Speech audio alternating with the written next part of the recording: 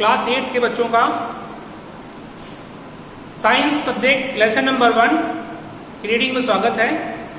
इस चैप्टर की रीडिंग में ये आपका सेकंड वीडियो है। फर्स्ट वीडियो आप लोगों ने देखा होगा, अभी आपका ये सेकंड वीडियो है लेसन का रीडिंग का। रीडिंग है seasonal crops and plantation. Seasonal crops and plantation. India is a vast country. The climatic condition like temperature, humidity and rainfall vary from one region to another. यानी India में का जो climate है, यहाँ का जो टेम्परेचर है, ह्यूमिडिटी है और यहाँ की जो रेनफॉल है, बारिश है, वो अलग अलग रीजन में अलग अलग टाइप का है। According there is a rich variety of crops grown in different types, different parts of the country. यानी इस हिसाब से, यानी यहाँ की ह्यूमिडिटी, टेम्परेचर और रेनफॉल के अकॉर्डिंग यहाँ की जो क्रॉप्स है वो अलग अलग तरह की उगाई जाती है। Despite this diversity, two broad cropping patterns can be identified. यानी इंडिया में मेनली जो क्रॉप्स होती है उसको 2 पार्ट्स में, 2 सीजन्स में डिवाइडेड किया गया है। पहला है खरीफ क्रॉप्स और सेकंड है रबी क्रॉप्स। पहला है खरीफ क्रॉप्स और दूसरा है रबी क्रॉप। यानी पूरे इंडिया में सीजन के हिसाब से जो क्रॉप्स ग्रो की जाती है उसको 2 पार्ट्स में डिवाइडेड करके स्टडी की जाती है, रबी और खरीफ क्रॉप्स। अब फर्स्ट है खरीफ क्रॉप्स। ये क्रॉप्स कब उगाई जाती हैं और इन क्रॉप्स में कौन कौन से प्लांट्स आते हैं वो आपको स्टडी करना है। The crops which are sown in the rainy season are called kharif crops. यानी वो क्रॉप्स जो आप रेनी सीजन में लगाते हैं, बोते हैं, तो वो क्रॉप्स को हम क्या बोलते हैं? Kharif crops. The rainy season in India is generally from June to September. यानी जो रेनी सीजन होता है इंडिया में, आप लोग सभी लोग जानते हैं, वो कब से स्टार्ट होता है?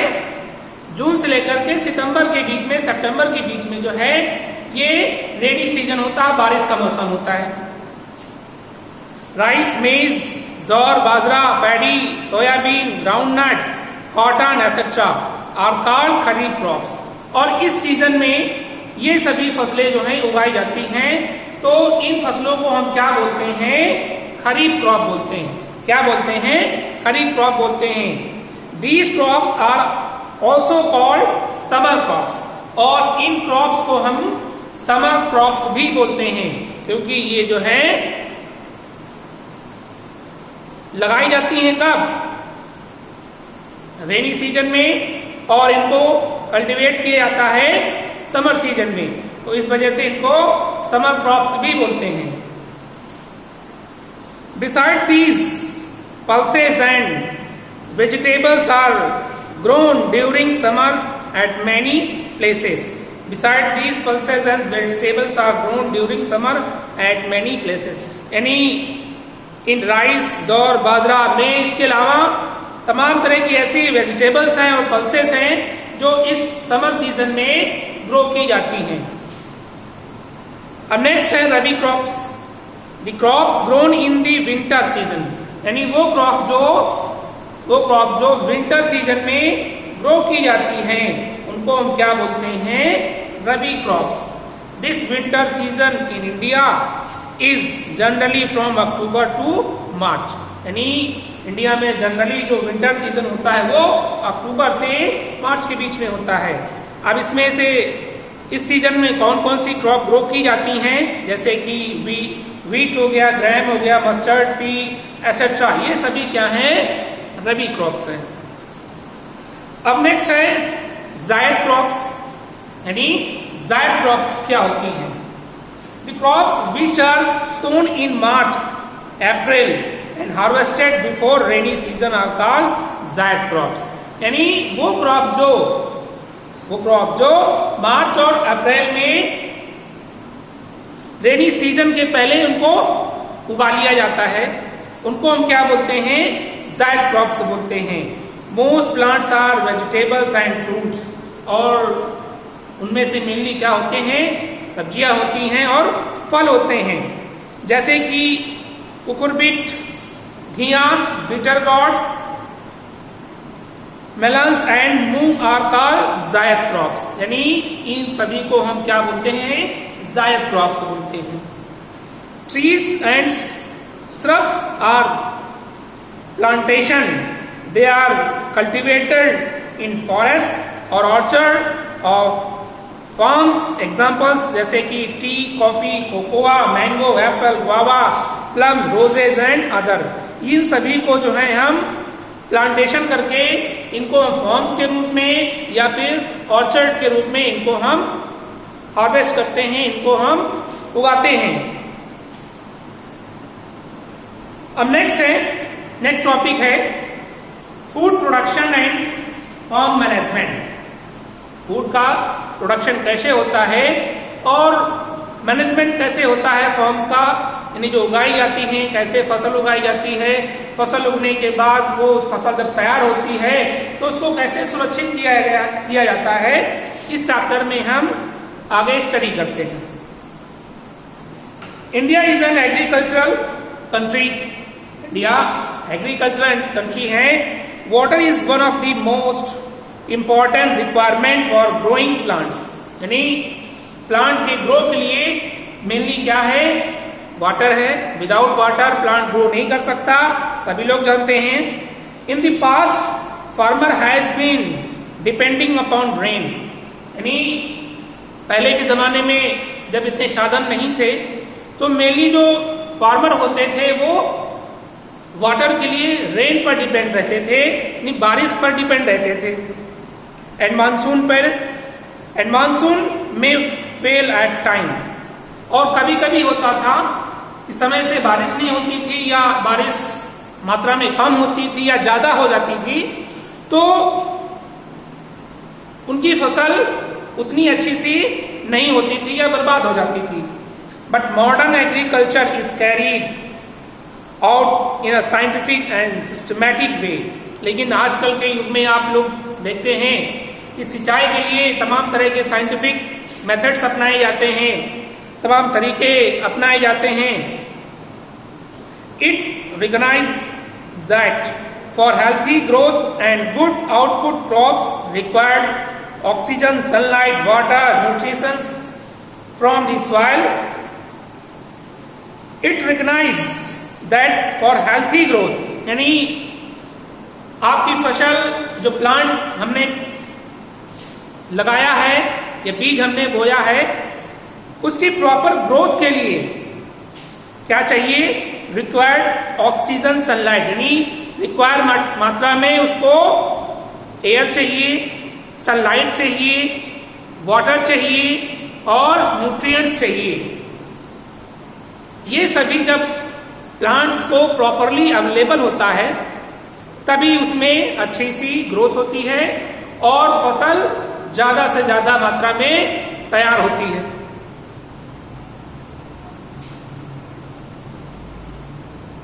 From the soil, protection from weeds and pests and proper storage after harvesting। और ये जब फसल तैयार हो जाती है तो उसको प्रॉपर स्टोरेज की भी और उसको हार्वेस्टिंग की आवश्यकता होती है। Now we should get more and better yield from the fields. और आज के युग में तमाम साइंटिफिक मेथड्स को अपना करके, तमाम तरह के फर्टिलाइजर्स को, पेस्टिसाइड्स को यूज करके फार्मर जो है अब आज के युग में ज्यादा से ज्यादा मात्रा में फसल को वो अपनी खेतों से उगा पाते हैं। This can be achieve only by adopting better agricultural practices and better farm management. और ये तभी ऐसा हो पाया है जब फार्मर आज की मॉडर्न टेक्नोलॉजी को यूज कर रहा है। ठीक है, इस टेक्नोलॉजी को यूज करके वो ज्यादा से ज्यादा मात्रा में फसल को उगा पा रहा है। अब नेक्स्ट है topic agricultural practices and farm management. वो अपनी फसल को ज्यादा से ज्यादा उगाने के लिए, ठीक है, अपने फार्म मैनेजमेंट में क्या क्या तरीके अपनाता है, वो इस चैप्टर में आगे पॉइंट वाइज डिस्कस किया गया है। A farmer performs the following activities for tilling a farm and for cultivation of a crop. जो फार्मर होता है, आप लोग देखते भी होंगे और जानते भी होंगे, मेथड भी आपको अधिकांश मालूम होगा कि कोई फार्मर अपनी खेत से किस प्रकार से फसल तैयार करता है, उसके लिए क्या क्या स्टेप है, ठीक है, वो आपको इस बुक में बताया गया है और मैक्सिमम आप लोग जानते भी होंगे। तो फर्स्ट स्टेप क्या है? Preparation of soil. यानी फार्मर क्या करता है कि सबसे पहले जिस खेत में फसल को उगानी होती है उसकी मिट्टी को वो प्रिपेयर करता है, तैयार करता है। सेकेंड है सोइंग, फिर वो बीज को बोता है। थर्ड है एडिंग मैन्योर एंड फर्टिलाइजर्स, वो खाद को या फिर पांस को उसमें डालता है, ऐड करता है। फोर्थ है इरिगेशन, सिंचाई करता है उसके बाद। फिफ्थ पॉइंट है प्रोटेक्शन फ्रॉम वीड्स, फिर जो खेत में वीड्स आ जाती हैं, खरपतवार आ जाती हैं, उनको उससे हटाता है। सिक्स हार्वेस्टिंग करता है और सेवंथ वो जो भी फसल तैयार होती है उसको क्या करता है, वो स्टोर करता है। तो ये टोटल होल प्रक्रिया है एग्रीकल्चर की, जो फार्मर स्टेप बाय स्टेप जो है उसको कंप्लीट करता है, तब जाकर के कोई फसल तैयार हो पाती है और वो अपने घरों में सुरक्षित कर पाता है फार्मर। अब जितने भी ये पॉइंट्स बताए गए हैं इनको हम डिटेल में स्टडी करते हैं इस बुक में। तो फर्स्ट पॉइंट मैंने आपको बताया प्रिपरेशन ऑफ सॉइल, यानी हार्वेस्टिंग के लिए फर्स्ट स्टेप होता है प्रिपरेशन ऑफ सॉइल, यानी मिट्टी को तैयार करना। जिस खेत में आप फसल तैयार करना चाहते हैं, पहले क्या किया जाता है, उसकी मिट्टी को, उसकी सॉइल को फसल उगाने योग्य बनाया जाता है। The preparation of soil is the first step before growing a crop, यानी क्रॉप को ग्रो करने के लिए फर्स्ट स्टेप क्या होता है, प्रिपरेशन ऑफ सॉइल, सॉइल को प्रिपेयर किया जाता है। Preparation of soil involves two main step, first ploughing और सेकेंड है लेवलिंग। सॉइल को प्रिपेयर करने के लिए दो स्टेप होते हैं, पहला क्या होता है प्लोइंग और सेकंड क्या है लेवलिंग।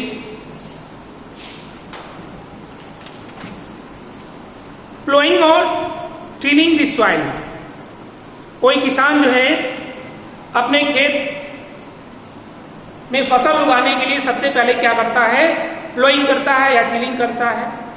अब प्लोइंग क्या होती है इस बुक में आगे डिस्कस किया गया है। The process of loosening and turning the soil is called tilling और प्लोइंग। यानी जो सॉइल होती है वो स्टार्टिंग में बहुत हार्ड होती है, ठीक है, तो सबसे पहले क्या किया जाता है, उस सॉइल को लूज किया जाता है और उस प्रोसेस को हम क्या बोलते हैं, टिलिंग और प्लोइंग बोलते हैं। Ploughing of small field is done with the help of a wooden और आयरन प्लो। प्लोइंग जो है, अगर कोई छोटा खेत है तो वो जो है वुडन या फिर आयरन प्लो के द्वारा कंप्लीट की जाती है। These are plowed either manually or with the help of animal। और ये जो प्रोसेस है छोटे खेतों में प्लोइंग की, वो मैनुअली होती है या फिर एनिमल्स की हेल्प से कंप्लीट की जाती है। Large fields are ploughed with tractors, लेकिन जो बड़े बड़े फार्म्स होते हैं, बड़े बड़े खेत होते हैं, उनमें प्लोइंग किसकी हेल्प से होती है, विद द ट्रैक्टर से कराई जाती है। Ploughing has several advantage. जब खेत को प्लो किया जाता है, उसकी सॉइल को लूज किया जाता है, तो उससे बहुत सारा एडवांटेज होता है। और वो क्या क्या, फर्स्ट है the loosened soil also helps in the growth of micro organism which makes the soil fertile. यानी जब किसी खेत को हम लूज करते हैं, उसको हम जोतते हैं, तो उससे क्या फायदा होता है, हम ऐसा क्यों करते हैं, या किसान पहले खेत को प्लो क्यों करता है, क्यों जोतता है, इससे उसको क्या बेनिफिट मिलता है। फर्स्ट क्या है, द लूजेंट सॉइल, जो सॉइल लूज हो चुकी होती है, help the growth of micro organism, उसमें ज्यादा से ज्यादा मात्रा में माइक्रो ऑर्गेनिज्म ग्रो कर पाते हैं, विच मेक्स द सॉइल फर्टाइल, जिससे कि जो सॉइल होती है वो ज्यादा से ज्यादा मात्रा में उपजाऊ हो पाती है, फर्टाइल हो पाती है। By decomposing and remains of plants and animals, plough करने से क्या होता है कि जो दूसरे प्लांट्स होते हैं या एनिमल्स उस फील्ड में होते हैं, वो फ्लो करने से मिट्टी के अंदर चले जाते हैं और आसानी से वो गल जाते हैं। तो इससे क्या होता है कि जो खेत होता है, जो फार्म होता है, उसकी फर्टिलिटी बढ़ जाती है बाय फ्लोइंग। सेकेंड पॉइंट है, the loosened soil allows the roots to penetrate easily and secures them firmly in the soil. अब फ्लो करने से दूसरा बेनिफिट क्या मिलता है, the loosened soil allows the root to penetrate easily, जो plants होता है वो जो लूजेंट सॉइल होता है उसमें आसानी से ग्रो करता है, क्योंकि उसकी जो रूट्स होती हैं वो लूज सॉइल में ज्यादा तेजी से आगे ग्रो करती हैं, बढ़ती हैं, जिससे कि प्लांट्स का डेवलपमेंट भी ज्यादा से ज्यादा अच्छा होता है। थर्ड पॉइंट है, the loosened soil trap more air which is used by the roots for respiration, यानी जो लूजेंट सॉइल होती है उसमें ज्यादा से ज्यादा मात्रा में एयर नीचे पहुंच पाती है, और प्लांट की ग्रोथ के लिए सबको मालूम है कि एयर कंपलसरी है। जब तक प्लांट्स के रूट को एयर नहीं मिलेगी वो ठीक से डेवलप नहीं कर पाएगा। तो जब फार्मर अपने फील्ड्स को लूज कर देता है, उसको फ्लो करके छोटे छोटे पार्ट्स में डिवाइडेड करके सॉइल को लूज कर देता है, तो जो एटमॉस्फेयर की एयर होती है वो ज्यादा मात्रा में जड़ों में पहुंच पाती है, जिससे कि प्लांट जो है उसका ग्रोथ ज्यादा हो पाता है। फोर्थ पॉइंट है, the space in between the soil particles trap plenty of water. जब सॉइल लूज हो जाती है तो उसमें ज्यादा से ज्यादा मात्रा में वाटर भी इकट्ठा हो पाता है, which provides continuously supply of water to the roots, जिससे कि प्लांट्स की रूट को ज्यादा से ज्यादा मात्रा में वो भी कंटिन्यूसली लगातार वाटर मिलता रहता है। तो फ्लोइंग के क्या बेनिफिट्स हैं, ये क्यों किया जाता है, ये क्यों आवश्यक है, ये कुछ पॉइंट्स के माध्यम से आप लोगों ने स्टडी की है। अब नेक्स्ट पॉइंट है लेवलिंग। फार्मर जो है अपने फील्ड को फ्लो कर देता है, अब उसके बाद वो उसको लेवल करता है, तो उसको लेवलिंग बोलते हैं। Levelling refers to the process of making the soil surface smooth and even, यानी लेवलिंग वो प्रोसेस होती है जिसमें फार्मर जो है अपने फ्लोइंग फील्ड को लेवल करता है, बिल्कुल यूनिफॉर्म बनाता है। This is done with the help of wooden और आयरन प्लैंक और लेवलर, और ये जो किसके द्वारा कंप्लीट होता है, वुडन या फिर आयरन प्लैंक के द्वारा वो जो है कंप्लीट करता है फार्मर लेवलिंग का काम। It is done to ensure uniform irrigation in the field. Levelling करने से जब फार्मर जो है अपने फील्ड में इरिगेशन करता है तो वाटर जो होता है वो सभी जगह में बराबर मात्रा में पहुंचता है। तो इस वजह से फ्लोइंग के बाद लेवलिंग करना कंपल्सरी होता है। अब आगे है एग्रीकल्चरल इंप्लीमेंट्स, यानी जो फार्मर होता है खेती के लिए कौन कौन से औजार का यूज करता है वो इस बुक में आगे डिस्कस किया गया है। बिफोर सोइंग द सीड्स, यानी सीड को बोने से पहले, before sowing the seed it is necessary to break soil to the size of grain to get better yield. ये जरूरी होता है, यानी बीज को खेतों में बोने से पहले ये जरूरी होता है कि सॉइल को छोटे छोटे पीस में ब्रेक किया जाए, मतलब उसको लूज किया जाए, जिससे कि जो फसल है वो आसानी से उग सके।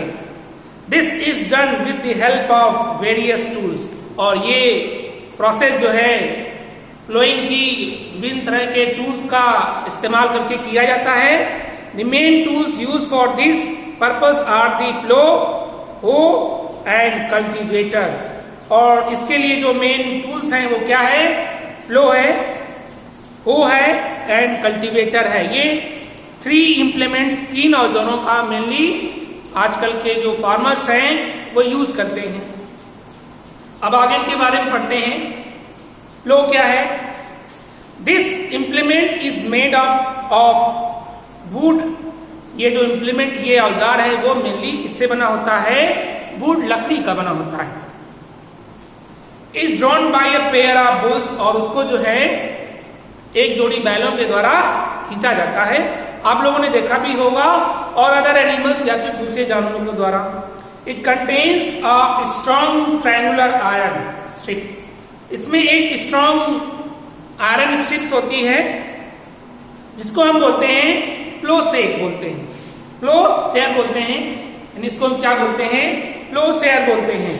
The main part of the plough is a long log of wood, और प्लो का जो मेन पार्ट होता है एक लंबी सी लॉन्ग वुड होती है, और उसको क्या बोलते हैं? प्लो सॉफ्ट बोलते हैं। लकड़ी का जो लंबा सा लट्ठा होता है उसको क्या बोलते हैं? प्लो सॉफ्ट बोलते हैं। और आगे से बता रखा है there is a handle at one of the shaft, और उस सॉफ्ट पर एक हैंडल होती है। The other end is attached to a beam, और उसके जो दूसरा जो सिरा होता है उसमें एक बीन अटैच्ड होती है। This which is placed on the bull's neck, जिसे बुल्स की नेक पर रखा जाता है।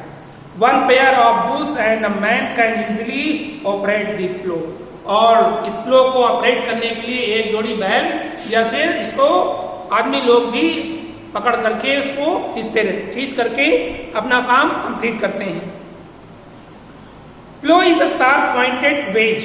प्लो जो है एक शार्प पॉइंटेड औजार होता है। That cut into the soil, जो सॉइल को आसानी से काट सकता है। And also turn it over bringing lower minerals rich soil to top, और जो नीचे की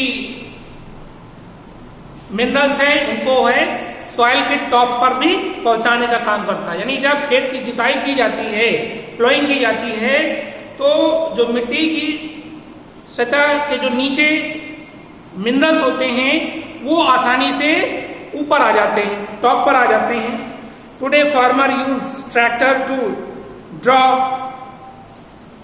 and drives a multiplough plough, यानी आजकल के जो फार्मर होते हैं वो मल्टी प्लो का यूज करते हैं, और उसको जो है किसके द्वारा चलाते हैं? ट्रैक्टर के द्वारा। आप लोगों ने देखा भी होगा। अब है नेक्स्ट इम्प्लीमेंट है, औजार है हु। क्या होती है? It is a simple tool. ये सिंपल टूल है, आप लोगों ने देखा भी होगा। Which is use for removing weeds, जिसका काम क्या किया जाता है? मेनली वीड्स को रिमूव करने के लिए, यानी खरपतवार को रिमूव करने के लिए इसका यूज किया जाता है। And for loosening the soil, और सॉइल को लूज करने के लिए भी। It has a long rod of wood और आयरन, इसमें एक आयरन का या वुड का लंबा सा रॉड होता है। A strong, broad and bent plate of iron is fixed, और उसके एक सिरे पर एक ब्रॉड और बेंट प्लेट लगी होती है, चौड़ी सी और भी थोड़ी सी मुड़ी हुई प्लेट लगी होती है। Its ends swings and work like a blade, और वो जो प्लेट होती है, जो बेंड प्लेट होती है, एक प्रकार से ब्लेड का काम करती है। It is pulled by animals, ये एनिमल्स के द्वारा या फिर आदमियों के द्वारा इसको खींचा जाता है। यानी वो जो बेंड प्लेट होती है वो आसानी से खरपतवार को, वीड्स को काट करके सॉइल को पलटने का काम करती है। अब नेक्स्ट है थर्ड पॉइंट, कल्टीवेटर। कल्टीवेटर आप लोगों ने सुना भी होगा, इसके बारे में डिस्कस किया गया है। Nowadays, plowing is done by tractor-driven cultivator, यानी आजकल ट्रैक्टर के द्वारा कल्टीवेटर का यूज करके ज्यादा मात्रा में इसी का यूज किया जाता है खेत को लूज करने के लिए, फार्म को लूज करने के लिए। Before sowing good quality seeds and selected, यानी सेलेक्टेड गुड क्वालिटी के सीड को बोने से पहले खेत को अच्छे से फ्लो कर लिया जाता है, उसको लूज कर लिया जाता है, जिससे कि उसकी पेड़ों की जड़ों में आसानी से वाटर और मिनरल्स और एयर पहुंच सके और प्लांट्स आसानी से ग्रो कर सके। अब सेकंड पॉइंट है सोइंग, यानी फर्स्ट पॉइंट आप लोग समझ गए, यानी पहले क्या जाता है, फील्ड को प्लो किया जाता है, फील्ड को जोता जाता है। अब सेकंड है सोइंग, यानी बीज को बोना।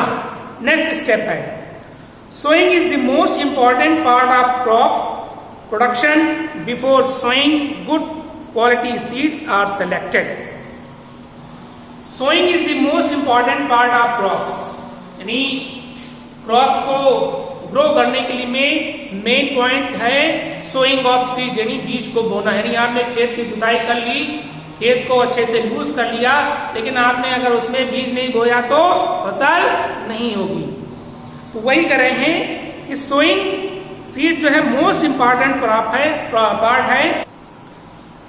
हम लोग आगे स्टडी करते हैं सिलेक्शन ऑफ सीड्स, यानी सीड का सिलेक्शन हम लोग कैसे करते हैं या कैसे किया जाए या क्यों आवश्यक है सीड का selection. Selection of seed involve lot of precaution, यानी सीड का सिलेक्शन करते समय हमें विशेष सावधानी रखनी चाहिए।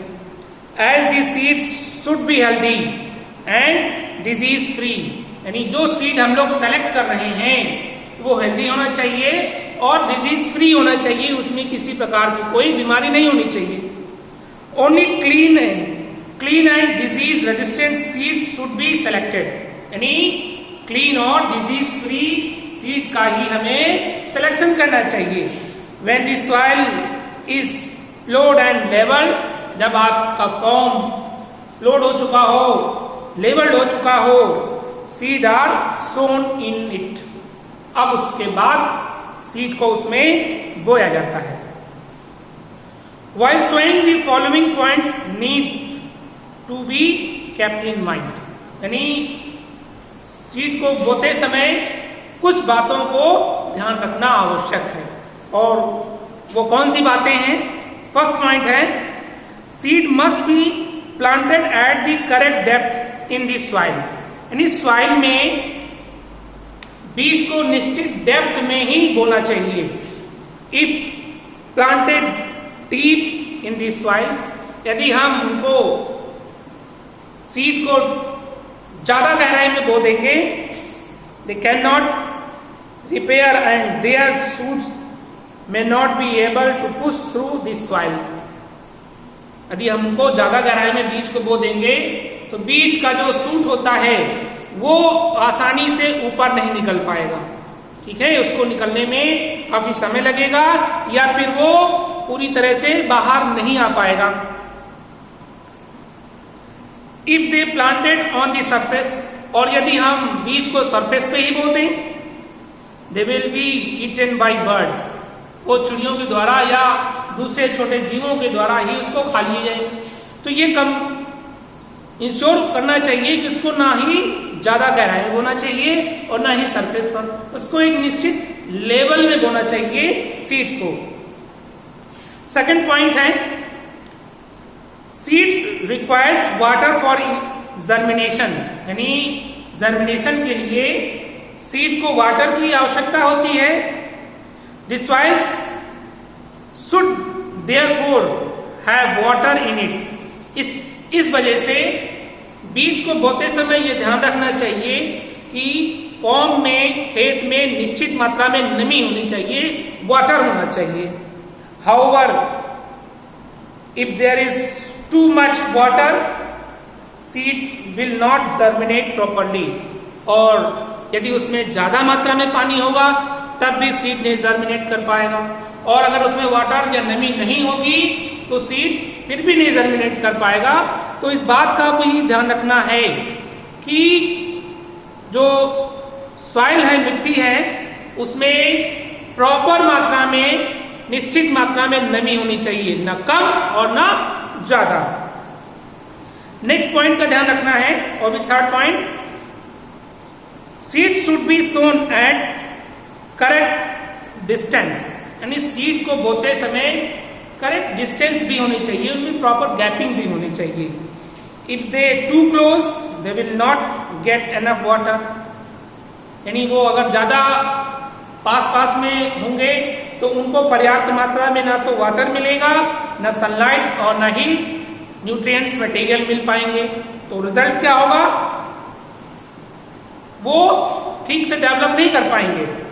If they are too far apart, और यदि बोते समय वो एक दूसरे से बहुत दूर दूर हैं, तो there is wastage of field space. इससे फील्ड जो आपका जो खेत है वो वेस्टेज हो जाएगा।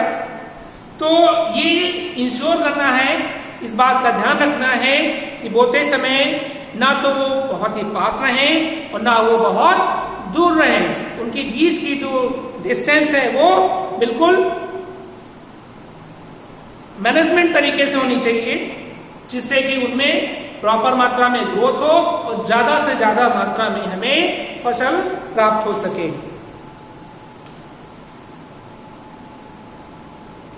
Seeds can be sown in two veg.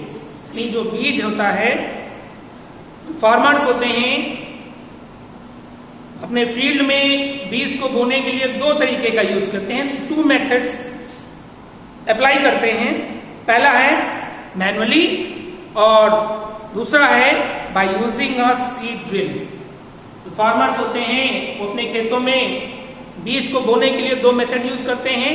First है मैनुअली, यानी वो स्वयं अपने हाथों से उसको बोते हैं, या फिर दूसरा है by using a seed drill, या फिर सीड ड्रिल का यूज करके बीज को बोने का काम कंप्लीट करते हैं। अब है मैनुअली वो कैसे करते हैं?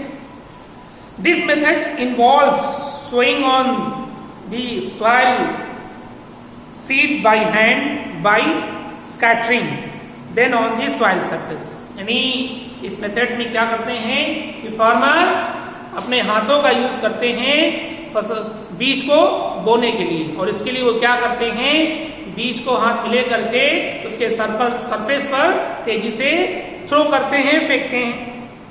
This process is called broadcasting. और इस प्रोसेस को, यानी हाथ से बीज को बोने वाली प्रोसेस को हम क्या बोलते हैं, ब्रॉडकास्टिंग बोलते हैं। It is not a very efficient method. यानी हाथ से बोना ज्यादा एफिशिएंट मेथड नहीं है, as it does not ensure either uniform spacing between the seeds और द राइट डेप्थ। हाथ से बोने में उनके बीच में प्रॉपर मात्रा में गैपिंग भी नहीं हो पाती है और ना ही राइट डेप्थ में बीज जा पाता है। तो हाथ से बोलना यानी मैनुअली बोलना ये ज्यादा एफिशिएंट मेथड नहीं है। सेकेंड पॉइंट है by using a seed drill. यानी फार्मर अपने बीज को बोने के लिए टूल्स का इस्तेमाल करते हैं by seed drill. Using a seed drill is a better way of sowing seed. यानी सीड को बोने के लिए सीड ड्रिल का यूज करना एक बेटर तरीका है। A seed drill is a long metal tube with finger attached to funnel at the top. यानी सीड ड्रिल के बारे में बताया गया है कि ये लॉन्ग मेटल ट्यूब होती है, finger like attach to the funnel at the top. उसके टॉप पर फनल अटैच होती है। Seeds are put into the funnel and then move into the finger of the drill. Seed जो है उन funnel में डाल दी जाती है, जो मूव करते हुए फिंगर में मूव करते हुए ड्रिल में पहुंच जाती है। The seed drill is attach to a plough. जो सीड ड्रिल होती है वो एक प्लो से अटैच होती है। एज इट मूव, जैसे जैसे वो आगे मूव करता है, the seeds are sown by the drill. वो जो ड्रिल होती है वो सीड को जमीन में गिराती रहती है, बोती रहती है। Using a seed drill is considered a better method than broadcasting. यानी सीड ड्रिल का यूज करना ब्रॉडकास्टिंग मेथड से की तुलना में ज्यादा बेटर तरीका है। और आगे इसमें बताया गया है कि ये बेहतर तरीका क्यों है, क्या रीजन है। फर्स्ट पॉइंट है, it ensure that seeds are sown at the correct depth. यानी जब आप सीड ड्रिल से सीड को बोते हैं तो वो एक निश्चित गहराई में पहुंच जाता है। ठीक है, बीज जो है वो सीड जो है निश्चित गहराई में पहुंच जाता है। Second point, it ensure proper spacing between the seeds. और सीड्स के बीच में प्रॉपर स्पेसिंग भी हो जाती है। तो इस वजह से बीज बोते समय हमें ज्यादा से ज्यादा मात्रा में सीड ड्रिल का यूज करना चाहिए। मैनुअली बोने से जो है सीड का वेस्टेज होता है, और जबकि सीड ड्रिल का यूज करने से जो सीड होता है निश्चित डेप्थ में पहुंचता है और उनके बीच में प्रॉपर स्पेसिंग भी होती है, जिससे कि food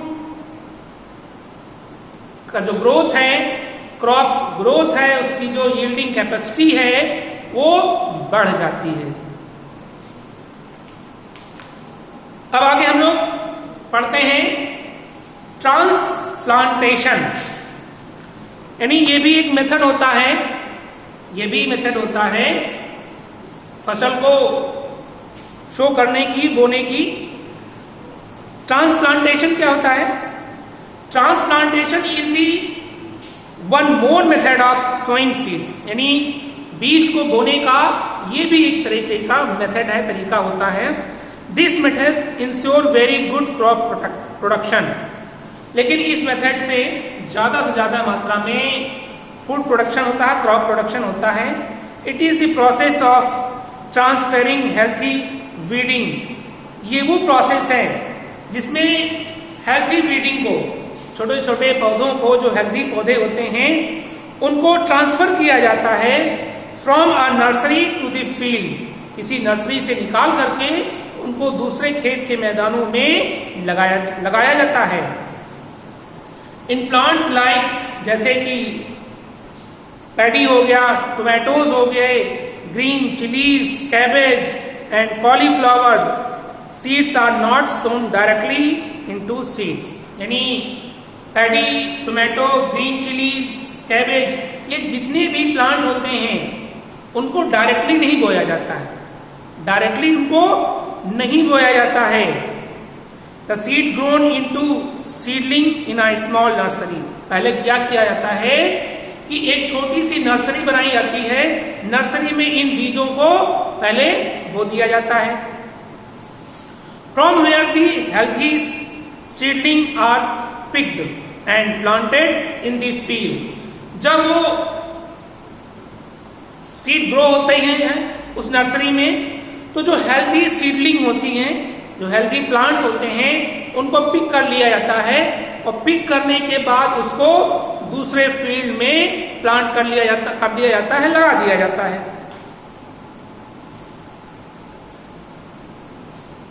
Thus, transplantation allows the farmer to select healthy seedling।